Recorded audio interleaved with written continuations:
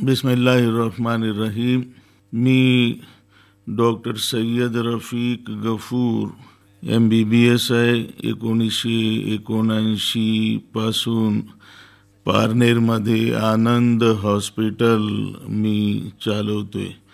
तर बंधूंनो, आज आपण रमजान विषयी काही जाणण्याचा प्रयत्न करणार आहोत। चंद्रदर्शनाने रमजानची सुरुवात होते आणि चंद्रदर्शनानेच सांगताही।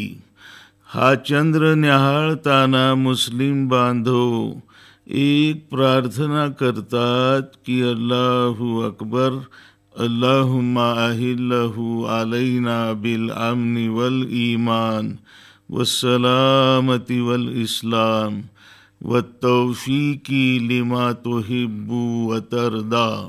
ही प्रार्थना पैगंबर मुहम्मद सल्लल्लाहु अलैहि वसल्लम करत असत आणि तिचा अर्थ आहे की हे अल्लाह, हे ईश्वरा, तू श्रेष्ठतम आहेस। हा चंद्र आम्हा सर्वांसाठी अमनचा, अमानचा, सलामतीचा, समृद्धीचा ठरू दे। अखिल मानव जातीला सद्बुद्धी दे, सन्मार्गाने जीवन जगण्याची, ते कर्म करण्याची जे तुला प्रिय आहेत। आणि हे चंद्रा, निशंक तुझाही आणि आम्हा सर्वांचाही स्वामी, निर्माता, ईश्वर अल्लाहच आहे। यही प्रार्थना आहे। आणि मग आपण पाहू की या धरतीवर अमन, सुख, समृद्धी, शांती नांदावी म्हणून जी ही प्रार्थना आपण करतो, ती अंमलात आणण्यासाठी रमजानची 2 वैशिष्ट्ये आहेत। एक आहे रोजा आणि दुसरा आहे कुराण। तर या 2 बाबींवर आपण संक्षिप्त जाणून घेऊ।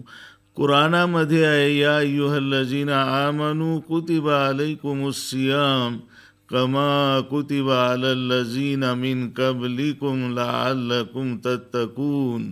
याचा अर्थ आहे की हे श्रद्धावंतांनो, तुम्हावर रमजान महिन्याचे हे रोजे अनिवार्य आहेत, जसे अगोदरच्या पैगंबरांच्या तमाम समूहांवर अनिवार्य होते। आणि उद्देश काय? लअल्लकुम तत्तकून, जेणेकरून तुमच्यामध्ये तकवा नावाचा गुण निर्माण व्हावा। म्हणजे रोजा जो आहे त्याचा उद्देश तकवा आहे। म्हणून तकवा जाणून घेतल्याशिवाय रोजा समजणारच नाही। तकव्याचा अर्थ आहे ईश भीरुता, खुदा का खौफ, किंवा आणि ईश प्रेम देखील। तर पैगंबरांच्या 1-2 उपदेशांकडे जर आपण पाहिलं तर तकवा आपल्या लक्षात येईल आणि रोजा आपल्याला कळेल। पैगंबर मुहम्मद सल्लल्लाहु अलैहि वसल्लम साहेब म्हणतात की जो रोजा ठेवूनही खोटं बोलणं आणि खोटं वागणं सोडत नसेल, तर त्याच्या निव्वळ अन्नपाणी सोडण्याची, निव्वळ उपासमारीची अल्लाहला काडी मात्र गरज नाही। तुझं जर बोलणं बदलत नसेल, तुझं वागणं बदलत नसेल, तर या रोजांना काय अर्थ आहे रे? पैगंबर साहेब एकदा म्हटले की रोजा पहाटेपासून ते सूर्यास्तापर्यंत अन्नपाणी सोडण्याचं नाव नाही। रोजा जुबान का भी है, कानों का भी है, रोजा हाथों का भी है, आँखों का, पैरों का भी है। हा रोजा जर आपल्याला समजला तर आपल्याला कळेल तकवा काय आहे। जिवेचा रोजा, की या जिवेनं खोटारडं बोलू नकोस, शिवीगाळ करू नकोस, लावालावी करू नकोस, काय ना। आणि या जिवेनं सत्याशिवाय काही बोलू नकोस, हा जिव्हेचा रोजा आहे। डोळ्यांनी जगाकडे वाईट नजरेनं पाहू नकोस, हा डोळ्यांचा रोजा आहे। कानांचाही रोजा आहे. या हातांनी कुणावर अन्याय अत्याचार करू नकोस, हातांचा रोजा आहे. आणि मग पायांचाही रोजा आहे. म्हणजे एकंदरीत माणूस जो आहे हा रोजा ठेवणारा एक आदर्श माणूस व्हावा. त्याचं बोलणं, पाहणं, ऐकणं, देवाण घेवाण आदर्श व्रत व्हावी, हा रोजांचा उद्देश आहे. आणि इफ्तार करताना आपण पाहतो, म्हणजे रोजा सोडताना जी दुआ केली जाते की अल्लाहुम्मा इन्नी लका सुमतू व बिका आमनतू व अलैका तवक्कलतू व अला रिज़्किका अफ्तरतू फतकब्बल मिन्नी. या प्रार्थनेचा अर्थ आहे की हे अल्लाह, मी फक्त तुझ्याकरता हा रोजा, हा उपवास ठेवला. तू माझ्या या रोजांचा स्वीकार कर आणि तू दिलेल्या कष्टाच्या हलालच्या कमाईवर मी हा रोजा सोडत आहे. किती महान प्रार्थना आहे. पहा की आजकाल जी आहेत आपली नवीन पोरं, ही नंबर 2 कडे जास्त वळलेली आहेत. भ्रष्ट मार्गांच्या कमाईकडे जास्त वळलेली आहेत. रोजा ठेवलाय आपण आणि तो सोडायचा सुद्धा कष्टाच्या कमाईवर, नंबर 2च्या कमाईवर नाही. पैगंबर साहेब म्हटले की हरामाच्या कमाईवर ज्या कोणाचं संगोपन झालं असेल त्याची कुठलीच उपासना अल्लाह स्वीकृत करणार नाही. नमाज असो की रोजा, हज असो की जकात, म्हणजे कमाई कष्टाची नंबर 1ची खूप महत्त्वाची आहे. दुसरं वैशिष्ट्य आहे या रमजानचं कुराण. आणि कुराण हा ईश ग्रंथांच्या मालिकेतील शेवटचा ईश ग्रंथ आहे. कुराणाची जी मूलतत्व आहे त्याच्यामध्ये नंबर 1 वर आहे की त्याने मानव जातीला भगवंताची ओळख करून दिली, वास्तविक भगवंताची, जो एक आहे, सकल चराचर सृष्टीचा आहे, रब्बुल आलमीन आहे, रब्बुल मुस्लिमीन नाही, सारे आलमीन का रब आहे, विश्वात्मक आहे, ज्याची ओळख माऊलींनी पसायदानात करून दिली. आता विश्वात्मके देवी तुकोबांनी ओळख करून दिली. कारे नाठविसी कृपाळू देवासी, पोषितो जगाशी एकला तो. कुठं तर तुकोबांनी म्हटलंय, आपुला तो एक देव करून घ्यावा, ते नवीन जीवा सुख नव्हे, येरती माई के दुःखाची जनती, नाही आदी अंती अवसान. इथे शिर्डीतून भगवंताची ओळख साऱ्या जगाला की सब का मालिक एक है. हे कुराणाचं पहिलं तत्व आहे की ईश्वर एक आहे. आणि मग दुसरं तत्व आहे ईश्वराशी संबंधित की हा जो अल्लाह आहे, ईश्वर आहे, तो आंधळा नाही, बहिरा नाही, ही दुनिया वेड्या अंधेर नगरी नाही, पाहणारा आहे, ऐकणारा आहे. खरं तर हे जीवन जे आहे त्याचा उद्देश कुराणाने मानव जातीसमोर ठेवला की हे जीवन एक एक्झाम आहे, परीक्षा आहे. आणि या एक्झामचा रिझल्ट अटळ आहे, लागल्याशिवाय राहणार नाही. कुराणात म्हटले, अल्लजी खलकल मौत वल हयात लियब्लुवकुम अय्युकुम अहसनु अमला. ज्याचा अर्थ आहे की आम्ही तुम्हाला हे जीवन आणि हा मृत्यू, हा जन्म आणि हा मृत्यू केवळ याकरता दिलाय की हे पाहण्याकरता की तुम्हापैकी कोण अधिकाधिक सदाचार करतं, कोण बेहतरीन अमल करताय. म्हणजे कुराणाच्या दृष्टिकोनातून हे जीवन एक परीक्षा आहे. कुराणाचा विषय खरं तर माणूस आहे. माणूस कुराणाच्या केंद्रस्थानी आहे. आणि माणसाचा सर्वांगीण विकास, अंतर्बाह्य विकास, वैयक्तिक विकास, कौटुंबिक विकास, सामाजिक विकास, म्हणजे एक आदर्श माणूस, आदर्श कुटुंब, आदर्श समाज निर्मिती हा कुराणाचा विषय आहे. आणि माणूस कुराणाच्या केंद्रस्थानी आहे. मग आपण पाहतो की निर्मात्याची ओळख करून दिल्यानंतर कुराण मानवी जीवनाचा वास्तविक उद्देश मानवजातीसमोर ठेवतो, आपल्या सर्वांसमोर ठेवतो. ईश्वर पाहणारा आहे, ऐकणारा आहे. या संबंधी आपण रोजांचा जर विचार केला तर या उपवासामध्ये पहा की संध्याकाळ जसजशी होते तसतशी तहान शिगेला पोहोचते. जीव आहे ना, आत्मा घशात येतो, पाणी पाणी करतो आत्मा. आणि मग अशा वेळी छोटी मुलं पण उपवास ठेवतात.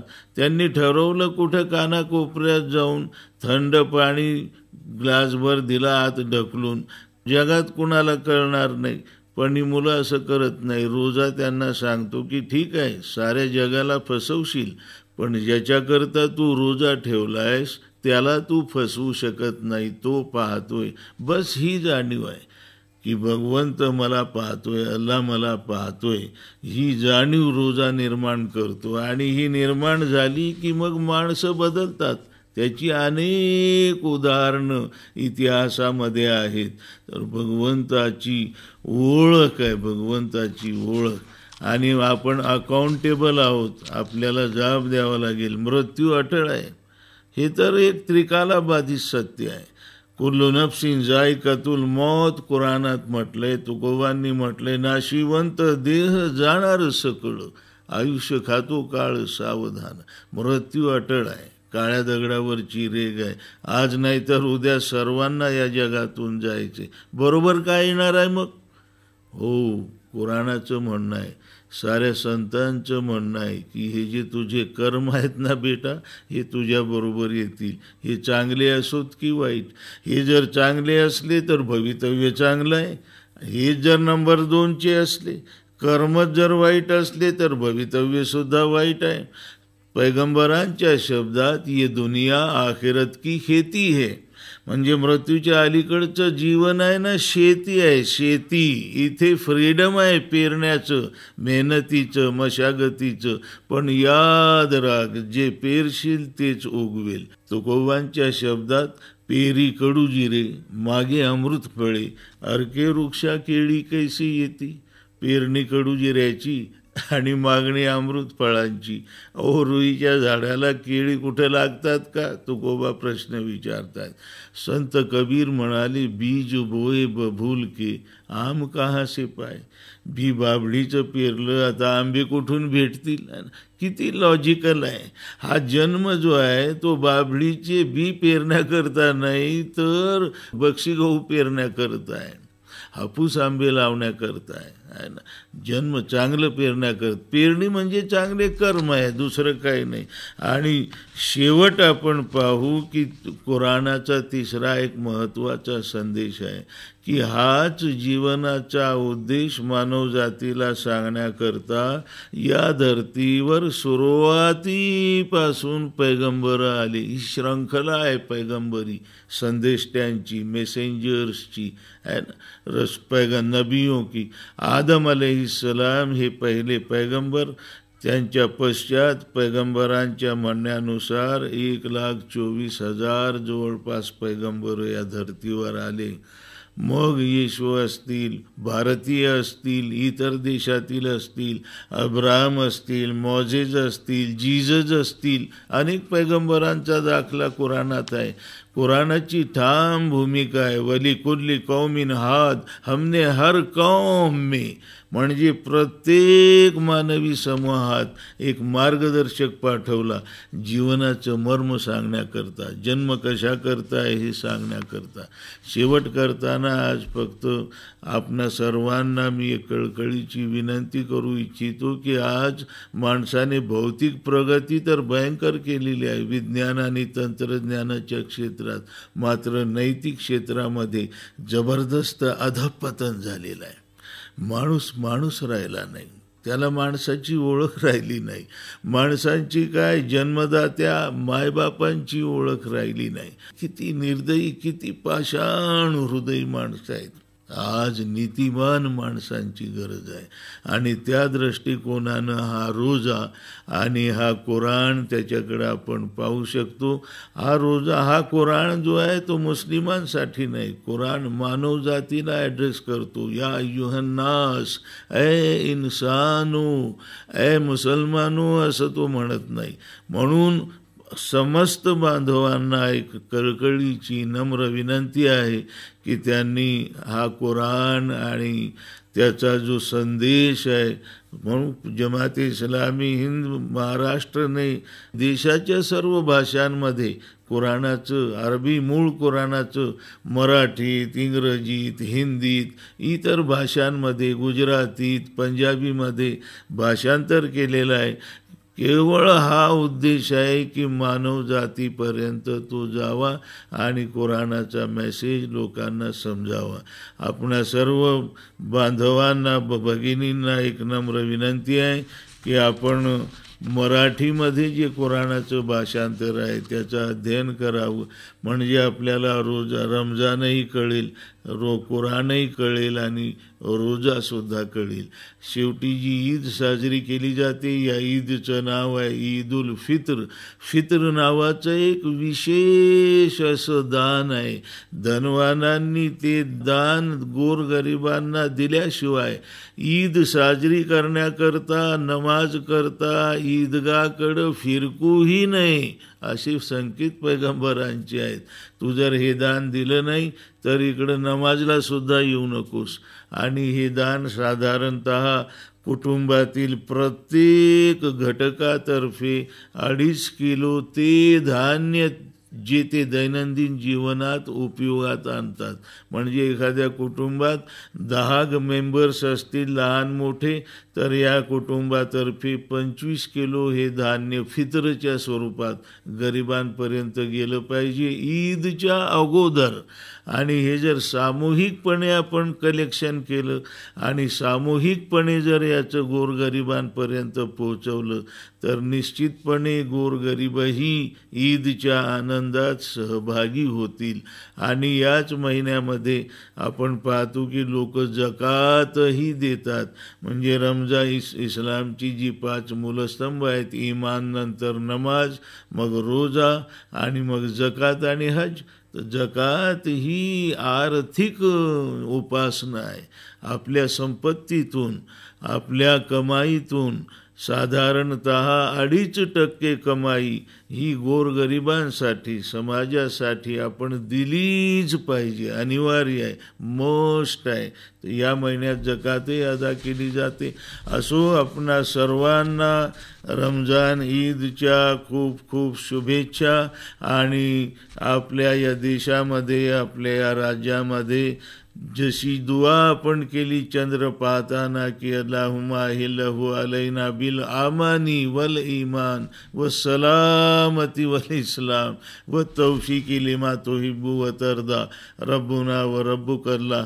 तर आपल्या समाजात शांती नांदू, प्रेम, परस्पर सद्भावना, बंधुभाव नांदू, सर्वांना सुख समृद्धी लाभू अशी प्रार्थना करतो. आणि सर्वांना रमजान ईद मुबारक.